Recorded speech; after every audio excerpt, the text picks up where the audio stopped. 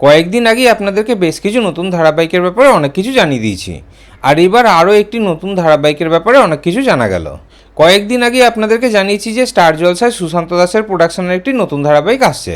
সেই নতুন ধারাবাহিকে প্রধান নায়ক নায়িকার ভূমিকাতে অভিনয় করবেন ঋত্বিক মুখার্জি এবং মনীষা মণ্ডল। আর এবার স্টার জলসায় আরও একটি খুবই জনপ্রিয় প্রোডাকশন হাউসের নতুন ধারাবাহিক আসতে চলেছে। এই মুহূর্তে তো স্টার জলসায় যে সকল ধারাবাহিকগুলি সম্প্রচার হচ্ছে তার মধ্যে খুবই জনপ্রিয় একটি ধারাবাহিক হলো প্রতিজ্ঞা, যেখানে প্রধান নায়ক নায়িকার ভূমিকাতে অভিনয় করছেন রণজয় বিষ্ণু এবং অভিকা মালাকার। এই ধারাবাহিকটি খুবই জনপ্রিয় প্রোডাকশন হাউসের, রাজ চক্রবর্তীর প্রোডাকশন হাউসের। আর এবার রাজ চক্রবর্তীর প্রোডাকশন হাউসের আরও একটি নতুন ধারাবাহিক স্টার জলসার পর্দায় আসতে চলেছে। তবে এই নতুন ধারাবাহিকে প্রধান নায়ক নায়িকার ভূমিকাতে কারা অভিনয় করবেন সেটা এখনও অবধি জানা যায়নি।